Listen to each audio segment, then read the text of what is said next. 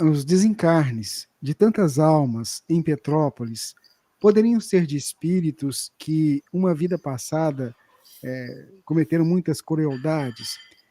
Por que ela faz essa pergunta? Que ela ouviu isso na internet semana passada de uma médium. Então vamos aproveitar e esclarecer a visão espírita em relação a essas situações, Jorge. Ok. Olha, o Espiritismo ele tem como principal característica ser a doutrina consoladora. Então, a pergunta que se faz diante desse cenário, isso consola alguém? Isso não consola as pessoas. Então, isso não é doutrina espírita. Isso pode ser qualquer coisa, mas espiritismo não é. Então, o que fala a doutrina espírita? A doutrina espírita diz que existem 4 situações diferentes que podem levar a termos pessoas que experimentaram essas situações em Petrópolis. Situação número 1. Pessoas que viveram uma circunstância através da qual elas vivem a experiência da prova. O que é a prova? Não tinha ascendente espiritual. Ela pode ter desencarnado sem que isso fosse uma programação espiritual. Assim, do tipo, olha, você vai encarnar e vai desencarnar desse jeito. Não. Às vezes não traz essa programação. Então a gente não vem com programação? Eu estou dizendo que isso é uma possibilidade. E ela é muito típica em espíritos iniciantes, espíritos que não têm ainda muitas histórias, não têm muitas encarnações. Vou me tornar mais claro no que eu quero dizer. Eu tenho uma comunidade primitiva que vive no meio da floresta, formado de almas simples, recém-saídas da infância espiritual, almas ainda iniciando o processo de construção dos laços, espíritos ainda com os primeiros ensaios em termos de conhecimento científico, estão se iniciando. Nessa floresta, alguém toca fogo. E uma pessoa que estava nessa floresta, que pertence a essa comunidade, o fogo pegou e essa pessoa desencarnou. Isso devia. Não devia. Não era um espírito para ter débito. É circunstância de prova, ou seja, ele desencarnou por prova. Isso é bem mais típico para espíritos iniciantes. No caso de Petrópolis, a chance de você ter um espírito nessa condição é baixa, mas não é impossível que você tivesse no elenco daqueles que desencarnaram alguém que estivesse numa condição de prova. É uma possibilidade. Possibilidade número 2. Indivíduos que desencarnaram em uma circunstância que não é a circunstância da prova, é a circunstância da expiação. Uau! Sim, esses deviam para a lei e desencarnaram nessas circunstâncias porque deviam para a lei. Por quê? Porque eles precisavam desencarnar na idade em que estão.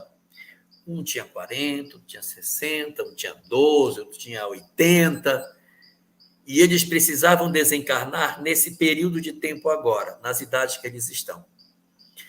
Então, aproveita-se o fenômeno que aconteceu e essas criaturas desencarnam. Poderia ser de acidente de trânsito, poderia ser de Covid, poderia ser de uma doença outra qualquer, e poderia ser uma circunstância relacionada especificamente com o desastre que aconteceu. Não importa a causa, importa que eles desencarnem na idade que estão. Diferença fundamental entre prova e expiação é que a prova é uma experiência que a gente passa sem ter uma culpa anterior. Apenas acontece e é muito mais comum em espíritos iniciantes. Aquilo se deu num processo de aprendizado que o indivíduo está passando. Na expiação, sempre existe uma história atrás que justifica. Desencarnei por 12 anos porque era o programado ir com 12. Se não fosse de Covid, ia de trânsito, ia de malária, ia de qualquer outra coisa, teria um afogamento, mas ele desencarnaria. Aí aproveita-se as circunstâncias e esses desencarnam em virtude do tempo para desencarnar. Situação número 3. Expiação. Ué, mas não foi o outro a expiação? Esse também é expiação. Só que nesse, a expiação não é pela idade. Não é. A expiação está mais ligada ao gênero. Esses precisavam passar por experiências desse tipo, da perda, da situação do deslizamento, em função de histórias que eles possuem. Então, não é muito importante a idade. Para esses aqui, a idade era mais importante do que o gênero da morte. Para esse, é expiação também, mas o gênero é mais importante do que a idade. Então, gênero da morte ou idade estão relacionados muitas vezes com o passado. E por esse motivo, são duas causas, todas duas da expiação. E existe uma última. Missão. Ah, que é isso, missão. Existem espíritos que se comprometem em ficar com os que amam e experimentar determinados dissabores que são fruto das opções que eles fazem. Imagine um lar em que uma determinada entidade disse: eu terei 3 filhos e eu vim para cuidar dos meus 3 filhos. Eu não precisava vir, mas eu vim mesmo assim. Então, esse espírito que é superior, ele veio cuidar desses outros, que são almas ainda frágeis. Esse é um espírito já resolvido, e tem um por expiação, um por prova, outro por expiação. Essa expiação do gênero e essa expiação da idade. E esse aqui por missão. A família decide fazer uma casa numa determinada região, que é um pouco mais perigosa. E esse companheiro acaba morando nessa casa em função da decisão dos outros. Então, quando você se junta para socorrer entidades que são difíceis e que você vem num trabalho intercessório, você não consegue se poupar das dores que eles trarão para você. Mas as suas dores são dores vividas por amor. Então, você não lamenta, você não se desespera, você não enlouquece com aquilo que os outros fazem.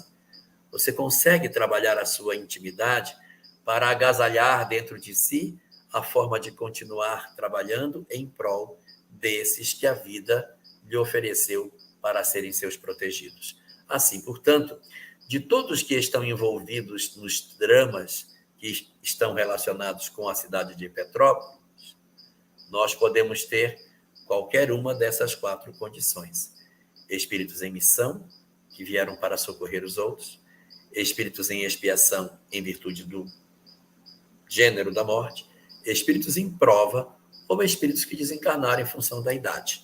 Essas circunstâncias todas estão previstas e nós não temos autoridade para dizer em que causa cada um de nós estamos inseridos, porque somente Deus, o soberano Senhor, é que sabe todas as coisas.